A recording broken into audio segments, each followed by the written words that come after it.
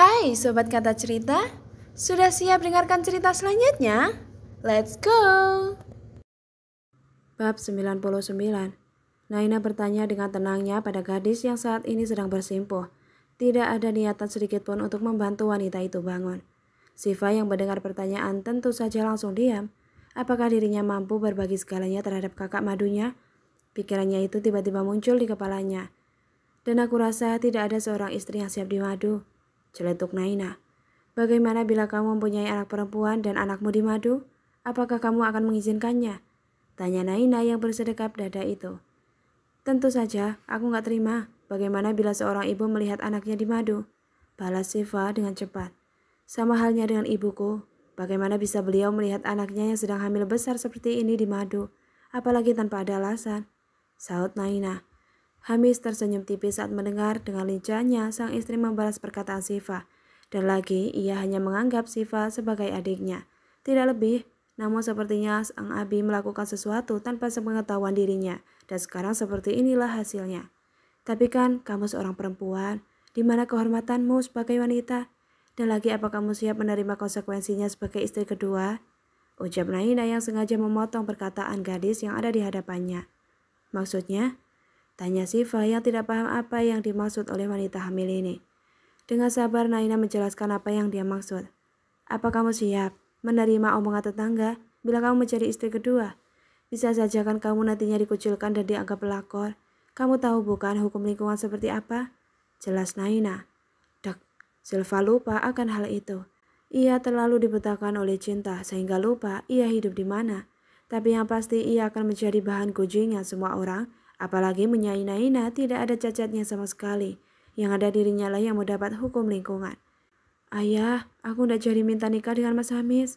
Aku mau nikah sama lelaki yang masih single aja. Terserah ayah, lelaki mana. Insya Allah Siva terima. Ucap Siva yang tiba-tiba beralih kepada ayahnya itu.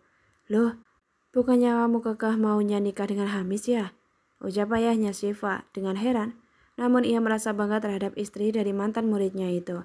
Ia mampu menyadarkan anaknya hanya dengan omongan saja, tanpa adanya kekerasan seperti yang ia takutkan. Nggak mau, lebih baik nikah sama Mas Janan saja, daripada Siva dapat sanksi sosial dari lingkungan. Celetuk Siva. Habi, bangga sama kamu dek. Bisik Hamis di telinga sang istri. Oh, tentu Nana gitulah. Saut Naina dengan bangganya. Hamis menjadi berdecak kesal saat mendengar jawaban dari sang istri. Namun kendati begitu, ia tetap bangga pada Naina yang bisa menghadapi calon pelakor hanya dengan omongan saja, tanpa adanya adegan seperti di film-film. Untung saja Amar sudah tidur jadi aman. Bila tidak, Hamis yakin bocah kecil itu pasti akan bermain tangan kepada Siva sebagai bentuk penolakan. Akhirnya ayah Siva pulang dengan perasaan gamblangnya itu. Berbeda dengan Siva sendiri yang masih merenungi perkataan Naina, untung saja ia cepat sadar. Bila tidak, ia tidak akan tahu bagaimana dengan nasib anaknya bila harus dipoligami seperti dirinya. Setelah kepergian sang tamu saat ini semua memandang Abi dengan tatapan tajam. Itu Miss. Abi, hutang penjelasan padaku. Ucap Hamis yang langsung pergi meninggalkan rumah tersebut. Ayo dek kita pulang. Kamu harus banyak istirahat. Pasti capek kan karena acara tadi. Ucap Hamis yang langsung mengajak istrinya untuk pulang. Untung saja Bu Umayyah dan juga Bu Umiyah sudah pulang ke rumah Hamis terlebih dahulu saat tamu itu datang lewat pintu belakang. Jadi kedua wanita kembar itu tidak tahu permasalahan yang ada di rumah utama. Dan untuk Bunga, Baim, dan Pak Samsul hanya melihat tanpa ikut campur, sebab mereka rasa itu bukan urusan mereka. Naina segera berdiri dan meyakini tangan para orang tua yang memang harus dihormati. Nana pulang dulu Gepi. Pamit Naina pada penrutuannya itu. Iya, maafin Abi ya nah, balas Abi pada menantunya itu. Nah Abi, Nana maklum kok. Saut Naina yang tersenyum di balik cadarnya. Setelahnya mereka semua balik ke kamarnya masing-masing. Yang lelaki menginap di rumah utama, sedangkan untuk perempuan menginap di rumah Hamis sebab Hamis hanya memiliki 3 kamar tidur saja. Terima kasih untuk segala adik Nana, ucap Hamis dengan tiba-tiba setelah mereka sudah tiba di kamar milik mereka itu. Sama-sama, terima kasih juga sudah sudi menerima Nana yang masih banyak kekurangannya ini. Saut Naina yang menatap mata suaminya itu. Hamis pun segera melepaskan cadar sang istri. Ia tersenyum saat melihat wajah merah milik istrinya itu yang seperti kepiting rebus saat ia menatap dirinya. Anak wahai buka filah zazati. ucap Hamis dengan senyum menawannya. Anak ukibuka fillah Ustaz, sahut Naina yang juga membalas senyum sang suami. Hamis pun segera mencium kening sang istri dengan perasaan terharunya, sebab akhirnya Naina mau mengungkapkan perasaannya itu. Hamis berpikir bila sang istri melakukan semuanya karena kewajibannya. Namun seperti itu tidak, nyatanya sang istri membalas perasaannya itu. Desis Naina yang langsung memegang perutnya itu. Kenapa dek? Ada yang sakit kah? Tanya Hamis dengan cepat saat melihat wajah meringis Naina. Sepertinya dedek bayinya minta disayang juga, Bi. Ucap Naina yang mengelus perut bujutnya itu. Hah? Hamis benar-benar tidak mengerti maksud sang istri. Malum saja, ia baru mengalami menjadi ayah siaga untuk pertama kalinya. Anaknya minta disayang juga, Bi. Naina berdecak kesal saat sang suami yang tidak peka akan maksudnya itu. Oh, dedek bayi mau ayah tengok juga kah? Tanya Hamis yang berjongkok di depan perut sang istri, sambil mengelus perut bujut Naina dengan sesekali menciumnya juga. Lah, emang dedek bayinya bisa bicara apa?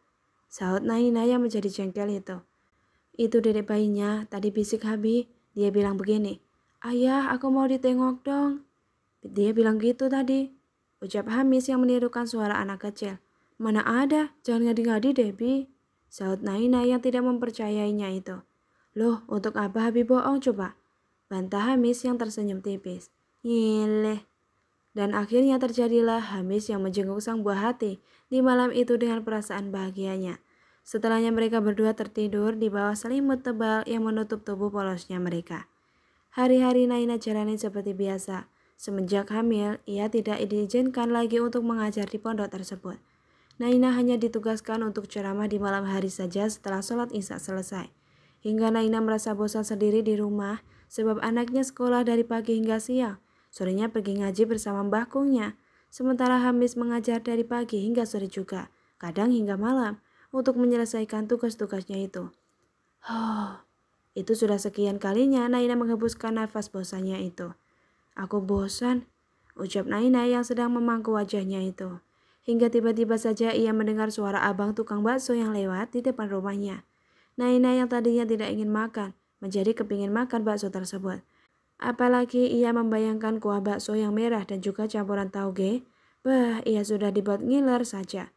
Akhirnya tanpa berpikir panjang, Naina beranjak dari tempat duduknya. Dengan hati-hati dan juga berjalan pelan-pelan, akhirnya Naina sampai juga di depan terasnya itu. Dengan segera Naina memanggil tukang bakso tersebut untuk menghampiri dirinya.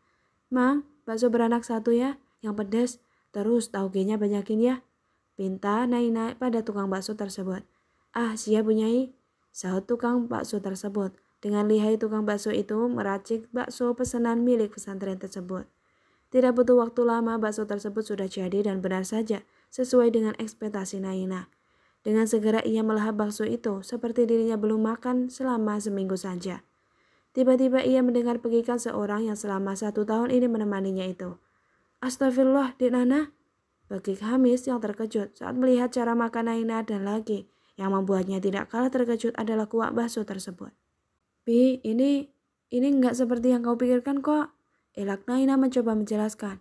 Enggak seperti yang aku pikirkan gimana? Coba lihat itu bukan kuah bakso tapi kuah sambal. Ojeh Hamis yang berkacak pinggang tersebut. Ini tadi malangnya yang ngasih kebanyakan, Bi. Sahut Naina yang memonopolikan abang tukang bakso. Tentu saja abang tukang bakso tersebut terkejut saat mendengar perkataan sang bunyai tersebut. Loh kok jadi saya? Bukannya bunyai sendiri yang meminta ya? Celetuk tukang bakso tersebut. Mau ngilak lagi? Ucap Hamis yang menatap garang Naina.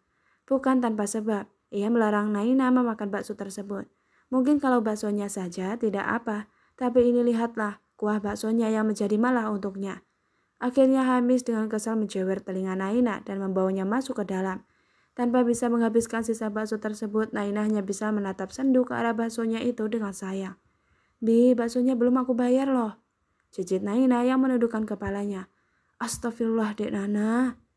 Jerit tertahan Hamis saat mendengar perkataan Naina. Akhirnya dengan segera Hamis keluar kembali dan melihat abang tukang bakso itu lagi membereskan mangkuk yang ada di terasnya itu. Ini Mang, saya lupa. Ucap Hamis yang memberikan uang 100.000 kepada tukang bakso itu. Enggak Pak Yai, enggak apa-apa. Kan saya setiap hari lewat sini juga. Ucap tukang bakso tersebut. Tunggu sebentar ya Pak Yai, saya ambilkan kembaliannya dulu.